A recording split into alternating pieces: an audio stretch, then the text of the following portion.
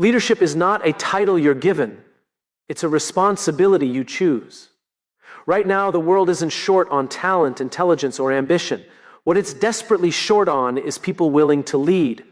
People who step forward when it's uncomfortable, speak up when it's risky, and take ownership when no one is watching. Too many wait to feel ready. Too many waits for permission. Too many waits for confidence to magically arrive. But leadership doesn't begin with certainty. It begins with decision. If you don't learn to lead yourself, someone else will decide your direction.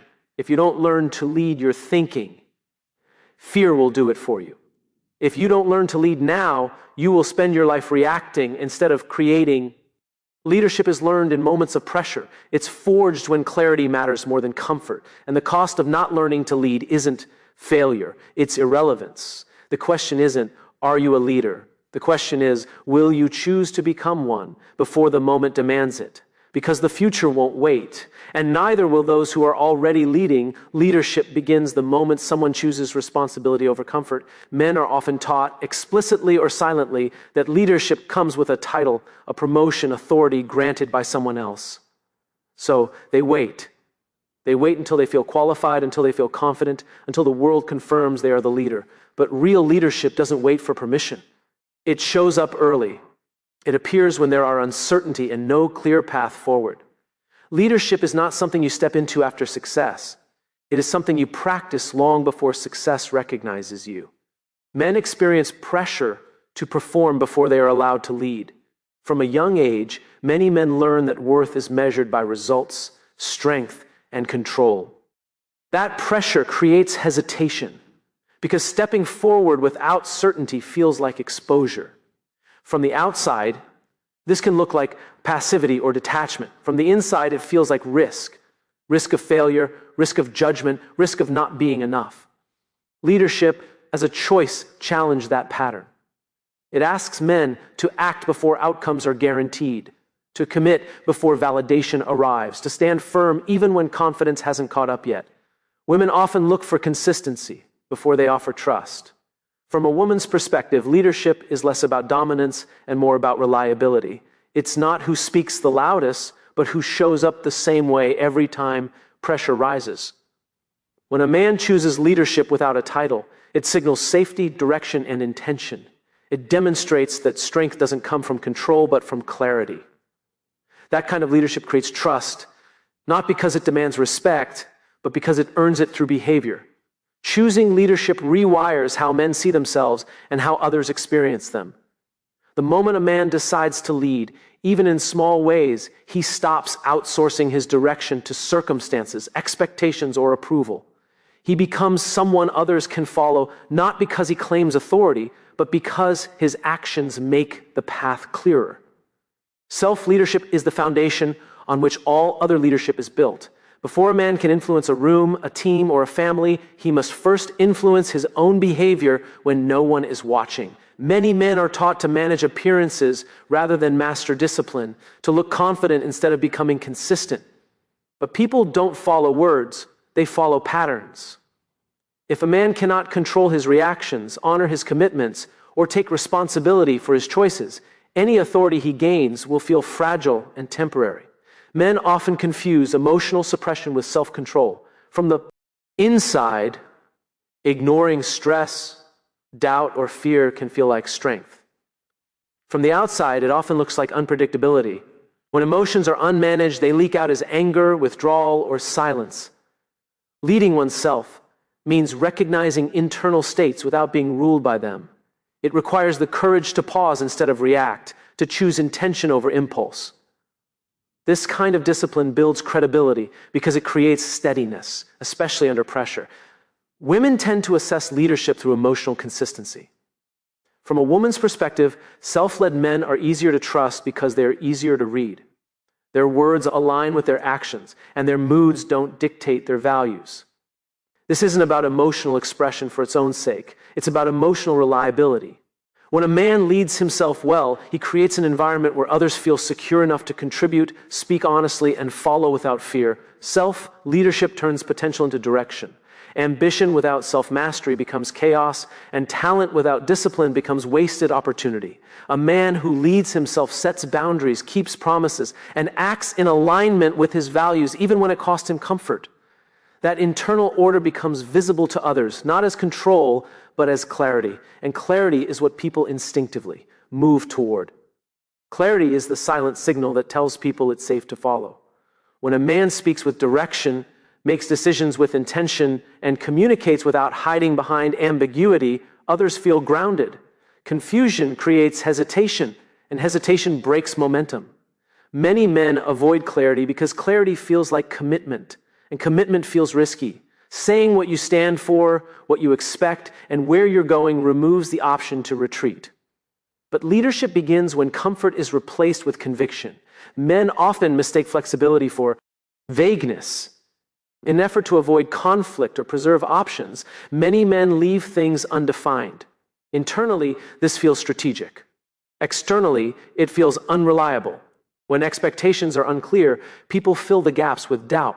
Teams stall, relationships strain, and trust erodes, not because of bad intent, but because of missing direction.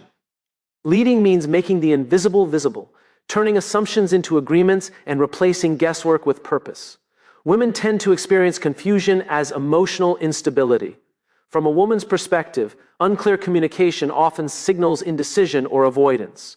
When goals shift without explanation or boundaries remain undefined, it creates insecurity. Clarity doesn't need to be harsh or rigid, it needs to be honest. A man who communicates clearly shows respect for others' time, energy, and emotional investment. That transparency becomes a foundation for trust because it reduces anxiety and creates alignment. Clear leaders create calm, even in uncertainty. Clarity doesn't mean having every answer. It means being clear about what matters, what comes next, and what won't change. When a man leads with clarity, his presence steadies others because they know where he stands. In moments of pressure, people don't look for perfection. They look for someone who can name the reality, define the direction, and move forward without hesitation. Belief is what turns influence into loyalty rather than compliance. When men rely on control, they get obedience at best and resistance at worst. Control demands behavior. Belief inspires commitment. Many men are conditioned to lead through authority. Raise your voice, assert dominance, set rules. It works temporarily, but it never lasts. The moment control weakens, so does followership. Leadership rooted in belief doesn't require constant force because people choose to stay aligned. Men often reach for control. When certainty feels threatened psychologically, control creates the illusion of safety. If everything is managed, nothing can go wrong. But people sense when control is driven by fear rather than conviction. From the inside, it feels like responsibility. From the outside, it feels like mistrust. Leading through belief requires vulnerability, the willingness to state why something matters, even if others disagree. That transparency transforms leadership from pressure into purpose. Women tend to follow intention more than instruction. From a woman's perspective, control can feel suffocating, while belief feels grounding. When a man leads from belief, his actions make sense because they are anchored to values, not moods. There's coherence between what he says and what he does. That consistency builds emotional safety, not because everything is predictable, but because the motivation behind decisions is clear and stable. Belief gives people something to move toward instead of something to avoid. A man who leads with belief invites others into a shared direction rather than forcing them into compliance. He doesn't need to micromanage because his purpose sets the standard. People don't wake up inspired to follow rules. They wake up inspired to contribute to something meaningful. When belief is present, effort becomes voluntary, trust becomes mutual, and leadership becomes something others recognize without being told. Pressure doesn't create character. It exposes it. When everything is calm, almost anyone can appear confident, agreeable, and capable. But leadership is rarely tested in comfort. It's tested when plans collapse, expectations rise, and the margin for error disappears. Many men avoid pressure because it threatens the image they've worked hard to maintain. Under stress, there is no space to perform, only space to reveal. And what shows up in those moments is the leader that's been forming quietly beneath the surface. Men often avoid pressure by avoiding responsibility. Psychologically, pressure feels like risk without guarantee. If things go wrong, the cost feels personal. So men delay decisions, delegate accountability, or stay silent when direction is needed. From the inside, this feels like caution. From the outside, it feels like absence. Pressure doesn't punish indecision, it magnifies it. The longer leadership is postponed, the louder the consequences become when action is finally unavoidable. Women tend to watch how men behave when certainty disappears. From a woman's perspective, pressure moments reveal emotional truth. Does he become reactive or reflective? Does he retreat or respond? Leadership under pressure isn't about having the right answer. It's about staying present when others are overwhelmed.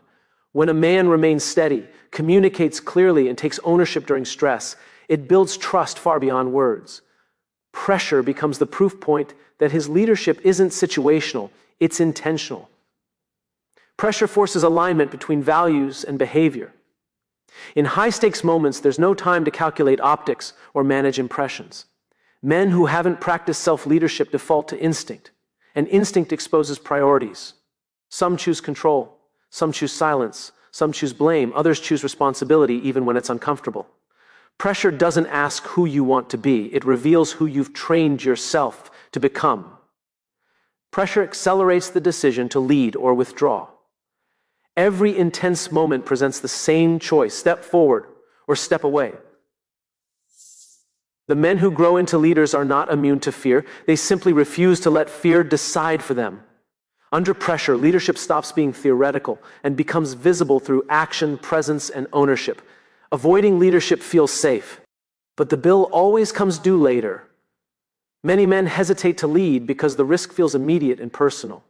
Speak up and you might be wrong. Step forward and you might be judged. Take responsibility and you might fail publicly. So doing nothing feels cheaper in the moment. But inaction has a quiet cost that compounds over time. Direction is lost, standards erode, and opportunities pass to those willing to carry the weight that others avoid. Men often underestimate the psychological toll of not leading. When a man repeatedly defers decisions, ignores problems, or waits for someone else to act, he doesn't escape pressure. He internalizes it. Doubt grows. Frustration turns inward. Confidence erodes, not because of failure, but because of avoidance.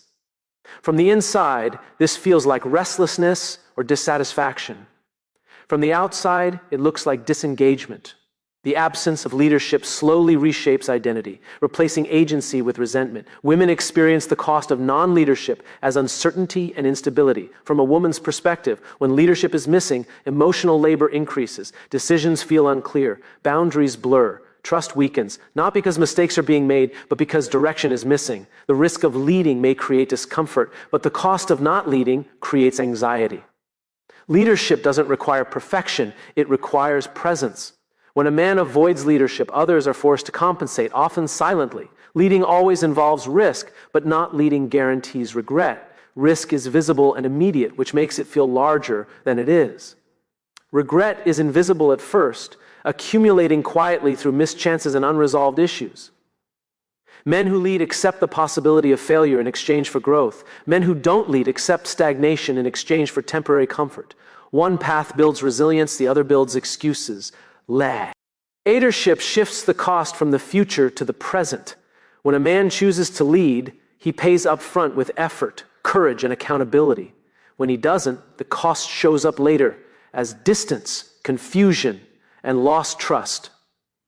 People don't look back wishing they had avoided responsibility. They look back wishing they had stepped up sooner.